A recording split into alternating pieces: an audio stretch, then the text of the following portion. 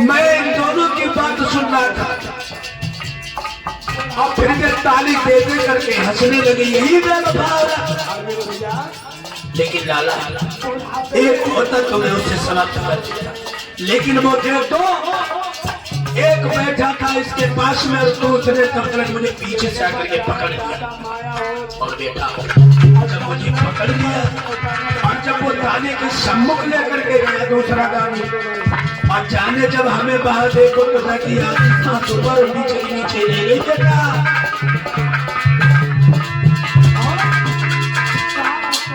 अरे चेहरा सोचिला करो बताने को मेरे आली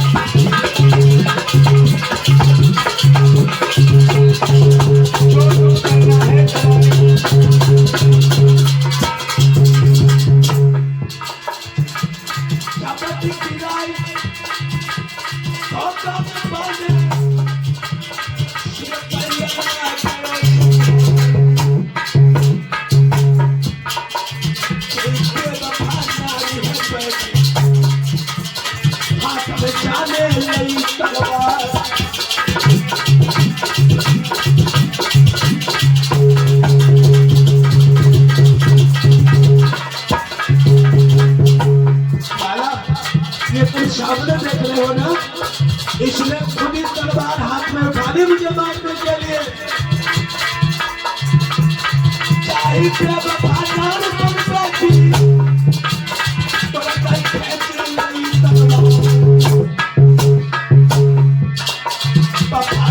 मेरे पास में हम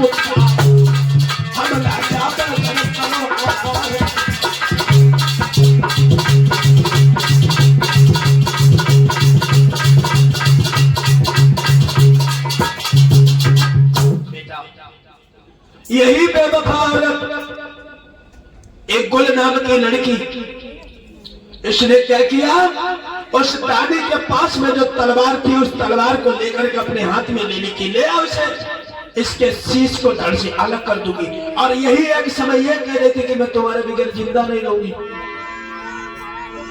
और दादी के सम्मुख ये खुद ही हमारा शीश काटने के लिए तैयार हो गई। बेटा वो तो शुक्र ये करो कि हमारे पास में कुत्ता था और उस कुत्ता ने दानी पर प्रहार करके मेरे प्राण बचाए। लाला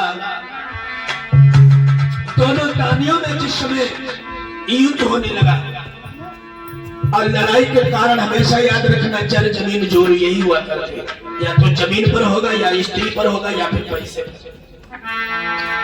बेटा जब दोनों में लड़ाई होने लगी तो उसके बाद हमने एक को तो दबोच लिया और एक भाग गया। एक तो मैंने मौत के घाट उतार दिया लाला, पर एक पता नहीं कहां चला गया और मैं अपने प्राण बचा करके वहां से भाग आया और इसको भी मैंने बंदी बना लिया। और तभी से मैं इसे बंदी बनाए पड़ा हूं। इसीलिए बेटा ये मैंने अपनी कहानी तुम्हें सुनाई। मेरा नाम सरोवर है और यही कुल नाम की लड़की है। अब ऐसा करो लाला,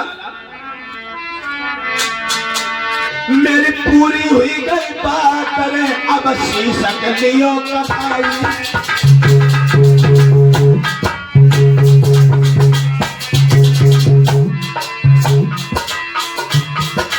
मेरी पूरी हुई गई बात करे, अब शीशा कलियों का भाई।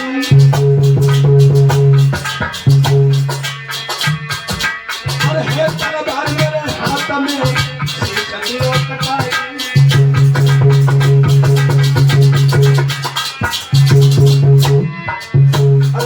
की तरफ से उच्चारण बताया मैं कभी काम ना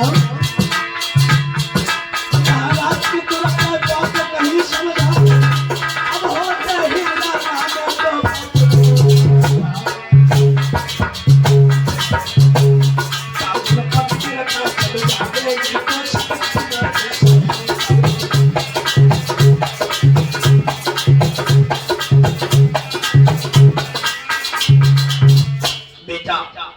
अब जितनी भी कहानी थी मैंने गुल और सरोवर की कहानी तुम्हें बता दी। और जैसा कि मेरा आपसे तय हुआ था कि कहानी समाप्त होते ही हम तुम्हारे शीश को धड़ से अलग कर देंगे। चलो अब तुम अपना शीश कटाने के लिए तैयार हो जाओ। आओ। तो वो हाथ जोड़ करके बेटा कहने लगा, देखिए श्रीमन राजन, हम अपना शीश अवश्य कटा देंगे। जैसा कि बात तय हुई थी, कहानी के तुरंत पश्चात आप मेरा सिर काट लेना। लेकिन प्रभु हमें एक बात बता दो।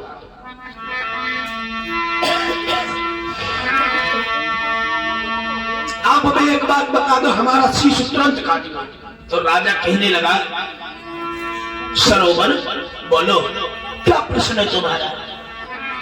तो कहने लगे, तुम हमें इतनी बात बता दो कि रानी महर अंगेज उस दाने को अपने तख्त के नीचे क्यों छुपा रखा है? बस इतनी सी प्रश्न का हमें उत्तर दे दो, हमारे शीश को काट लो। महाराज सरोवर कहने लगे, बेटा माफ करो, ये तो हमें नहीं पता कि उस रानी ने अपने तख्त के नीचे उस दाने को क्यों बुला करके रखा, क्यों बैठा करके रखा। तो बोले, जब तुम हमारा इतना प्रश्न का उत्तर नहीं दे पाओगे तो आप हमारी जान नहीं ले सकते, अब मैं चलूंगा। उसी समय सरोवर को बात देने के बाद, वचन देने के बाद में वहां से चल आए और महर अंगेज के पास जाने के लिए तैयार हुए। अरे चल पे की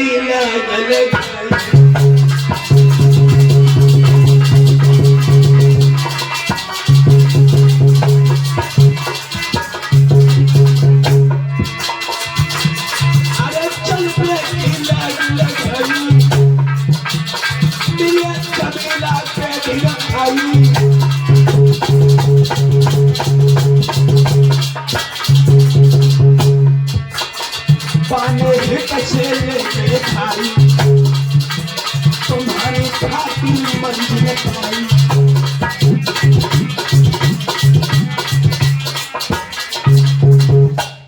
एकदम से जमीला के पास आए। जमीला आसरा देख रही थी और राजकुमार आकर के जिस समय जमीला के पास आया, कहने लगा, भद्रे हमने तुम्हारी मदद से इतनी रास्ता हासिल की और गुल सरोवर की कथा कहानी को मैंने श्रवण किया, पाया, इसीलिए हम तुम्हारे साथ में विवाह अवश्य करें।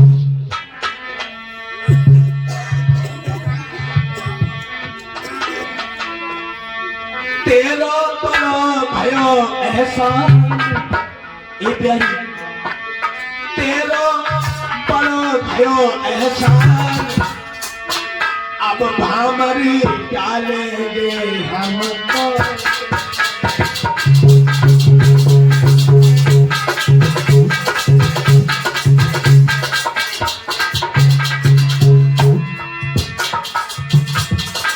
जमीला चिंता नहीं करो, ऐसा नहीं हम तुम्हें छोड़ेंगे, तुम्हारे साथ जरूर शादी करेंगे। तुम्हारी खातिर मंजिल पाई, मन में सोच मत करो बताई।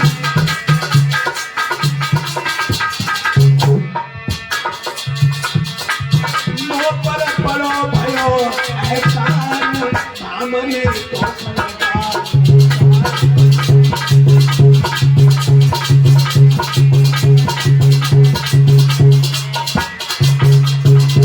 और बोले, करके संग पड़े हैं आगे, मन में लगा बहुत सकून चाहे, पहुंचे मेरा अंगेज दिए जाए देते।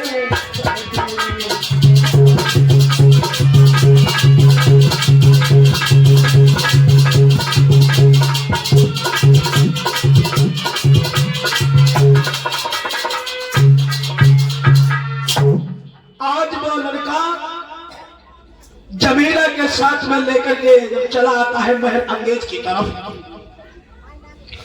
अब महर अंगेज की जो बांधी थी, दासी थी, जिसने आगे की रास्ता बताई थी, उसको भी साथ में ले लिया कि देखो तुम्हें भी नहीं छोड़ेंगे, शादी तुम्हारे साथ भी करेंगे। दोनों लड़कियों को, राजकुमारियों को साथ में लेकर के कहाँ पहुंचा है? महर अंगेज के पास। और ढोल लगा रखा हुआ है। उस नगाड़े में जैसे ही आवाज लगाई, तो जैसे ही नगाड़े की चोब लगाई है, उसी समय बुलवाया गया।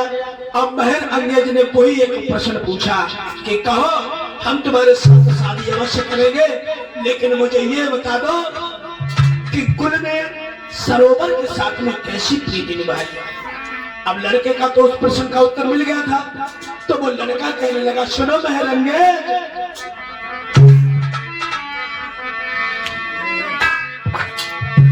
बड़ी बेवफा नारी थी अरे मेरी प्यारी।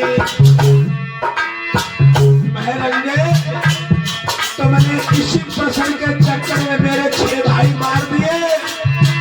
बड़ी बेवफा नारी थी अरे मेरी प्यारी, बाने छोड़ कर भेजा तारे।